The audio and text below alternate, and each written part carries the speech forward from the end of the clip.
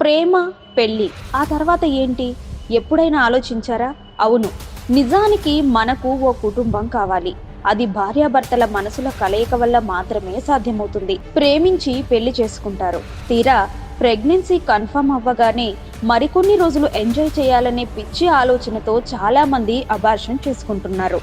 కానీ మీకు వచ్చే వారసుడు లేదా వారసురాలి కోసం మీ కుటుంబం ఎదురు చూస్తుందని మాత్రం ఎవరూ ఆలోచించరు.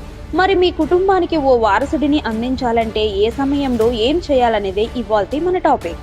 ప్రేమ అనేది మనసుల కలయిక. కానీ జీవితంలో ఒక దశ రాగానే ఆ ప్రేమకు కొనసాగింపుగా చాలా మంది కుటుంబం కావాలనుకుంటారు. నిజానికి పిల్లలు పుడితే జీవితం పూర్తయినట్లు అనిపిస్తుంది.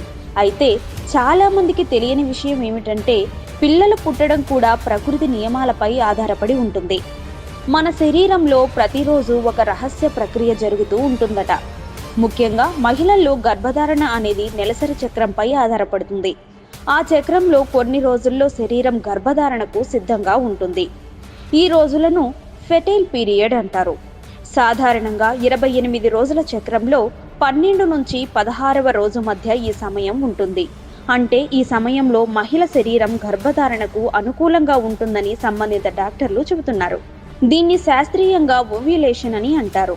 అంటే అండం విడుదలయ్యే సమయంలో దంపతులు కలిస్తే గర్భధారణ కలిగే అవకాశాలు ఎక్కువగా ఉంటాయని అంటున్నారు. ఇది ప్రకృతి సూత్రం. ఎలాంటి ఔషధాలు లేకుండా సహజంగా గర్భం దాల్చుతారట. అయితే ప్రతి మహిళ శరీరం వేరేలా పనిచేస్తుంది. కొందరికి 28 రోజుల చక్రం, మరికొందరికి 30 లేదా 32 రోజుల చక్రం ఉంటుందట. అందుకే ప్రతి ఒక్కరూ తమ చక్రాన్ని గుర్తించుకోవడం చాలా ముఖ్యం. దీనికోసం ప్రస్తుతం చాలా హెల్త్ యాప్స్ కూడా వస్తున్నాయి. అవి ఓవ్యులేషన్ డేట్ను ట్రాక్ చేయడంలో సహాయపడతాయి. ఇక పిల్లలు పుట్టకూడదనుకునే దంపతులు కూడా ఇదే సూత్రాన్ని రివర్స్గా ఉపయోగించవచ్చని అంటున్నారు వైద్యులు.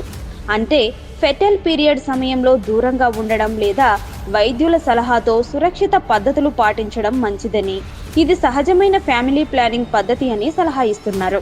గర్భధారణ అంటే కేవలం శారీరకమే కాదు, ఇది భావోద్వేగం కూడా. కాబట్టి ఇద్దరూ ఆలోచించి ఒకరికొకరు సపోర్టుగా ఉండి శరీరం మనసు సిద్ధమైనప్పుడు కుటుంబాన్ని ప్రారంభించడం ఉత్తమమని సూచిస్తున్నారు. మన పురాతన సంస్కృతుల్లో కూడా గర్భధారణను పవిత్రమైన కర్మగా చూసేవారు.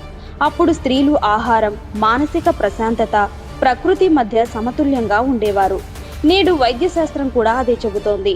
ఆరోగ్యకరమైన జీవన శైలి, సరైన ఆహారం, నిద్ర, మానసిక స్వాంతన ఉంటేనే ఆరోగ్యకరమైన గర్భధారణ సాధ్యమవుతుందట. ప్రకృతిని అర్థం చేసుకోవడం అంటే మనల్ని మనం అర్థం చేసుకోవడం. శరీరాన్ని గౌరవించి సమయాన్ని తెలుసుకుని వైద్యుల సలహాతో ముందుకు వెళ్తే సుఖశాంతి కల జీవితం మనదే అవుతుంది.